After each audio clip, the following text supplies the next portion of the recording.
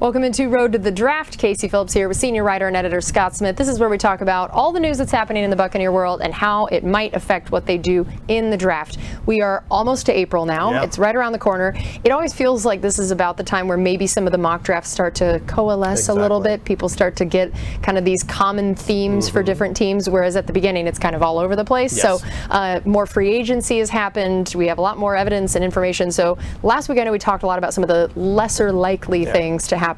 Do you feel like you're starting to get a sense of what people view as the more likely scenario? Yes, and part of that involves the inevitable rise of certain positions. So quarterbacks tend to rise.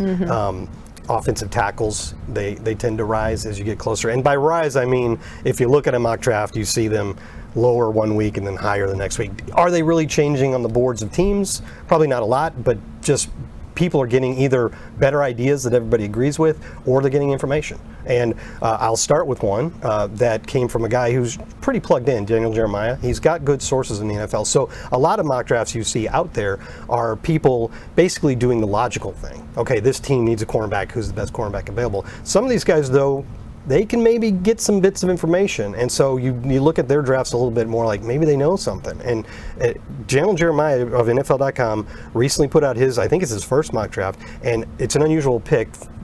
I've seen it a few times, but he had Will Levis, the Kentucky quarterback, falling all the way to the Buccaneers and us taking him at 19.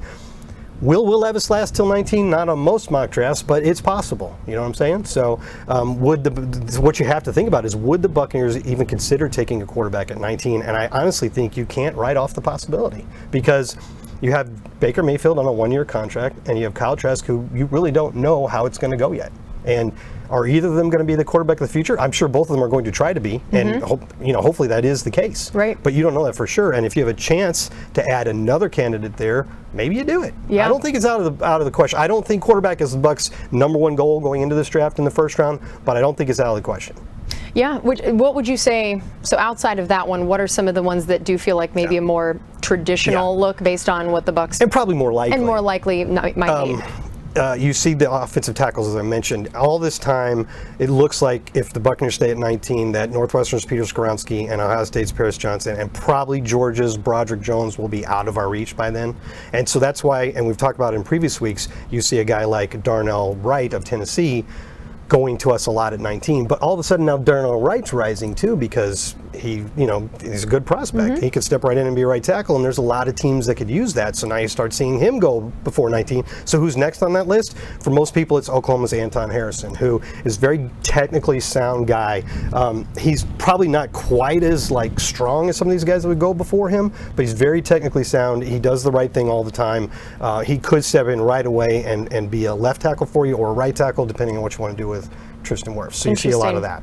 I know that in our Insider this week we talked about the DB position of knowing you've lost, you've already lost Mike Edwards, you've lost Sean Murphy-Bunting, you do have your outside corners back, but just in general, do you feel like DB, and I know you always love to talk about that you can never have enough corners. Exactly. I don't know if safety always applies as much in your mind, but just the DB position overall, do you feel like that's one where, based on the whole need versus strength of the draft, is that one that could end up lining up well for the Bucs? Yeah, absolutely. And if you look at it just recent years, Jason Light and company did such a good job, like in the second and third round, drafting one DB after another, multiple ones in the same year.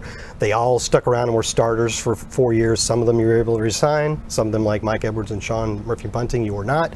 And so it's at some point it becomes time to reload there. And a guy that we've talked about before, but I wanted to mention again because he's all of a sudden really popular for the Buccaneers at number 19 is Alabama safety Brian Branch. And we were talking about this earlier today, that the Buccaneers, and Todd Bowles was asked about this yesterday at the owners' meetings, clearly with Carlton Davis and Jamel Dean, the Buccaneers have their outside corners in place for a few years. But who's going to play the slot with Antoine Winfield now focusing on free safety?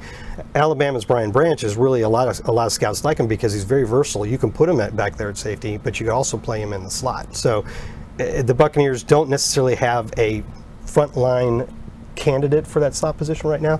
If you could add one through the draft in the first round, plus a guy that could play a couple different positions for you, it could be pretty good value. Well, and in those highlights, we just saw him being a return guy. Yeah, that wouldn't be bad either. That wouldn't be. I was just thinking. I was like, man, this wasn't something we planned on talking about, but that is something that I feel like isn't set necessarily for the Bucs this year. Devin Tompkins finished the season, but is he the one for sure? Yeah. Yeah. So if he can add that, that's a whole other reason to draft him. All right. Well, that's going to do it for us on this edition of Road to the Draft. Again, we'll be doing these all the way up until the draft based on everything going on. So come back for another Road to the Draft next time.